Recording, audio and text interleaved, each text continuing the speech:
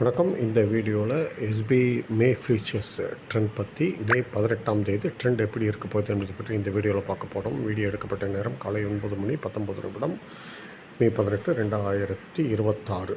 அதாவது ஒரு article publish பண்ணியிருக்கேன் எஸ்பிஐ பற்றி. அதாவது என்எஸ்சி ஷேரில் கிட்டத்தட்ட 37,000 கோடி மதிப்புள்ள பங்குகளை ஸ்டேட் பேங்க் வச்சுருக்குன்னு ஒரு ஆர்டிக்கல் எழுதியிருக்கேன். அதை படித்து பாருங்கள்.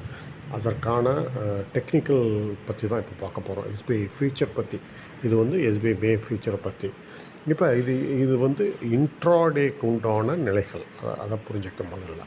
இப்போ முதல்ல இது என்னென்னா, கடந்த வெள்ளிக்கிழமை இதற்கு இடையில் வர்த்தகம் ஆகும் என்று எதிர்பார்க்கப்பட்டது. கீழே 940, மேலே 992, அது மாதிரி.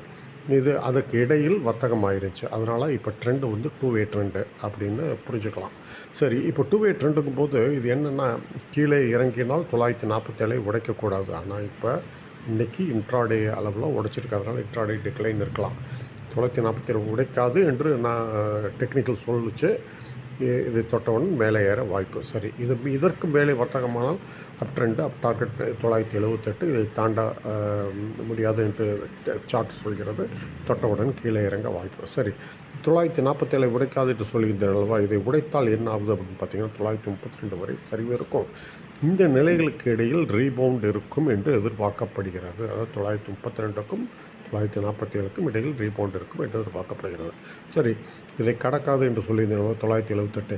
இது கடந்தால் என்ன ஆகுது அப்படின்னு பார்த்தீங்கன்னா அப் ட்ரெண்ட் வந்து 994 வரை இருக்கும். அப்போ இந்த நிலைகளில் செல் ஆஃப் இருக்கும். அதாவது 978க்கும் 994க்கும் இடையில் அன்பைண்டிங் இருக்கும். அதனால் ஜாக்கிரதையாக வர்த்தகத்தை செய்யுங்கள்.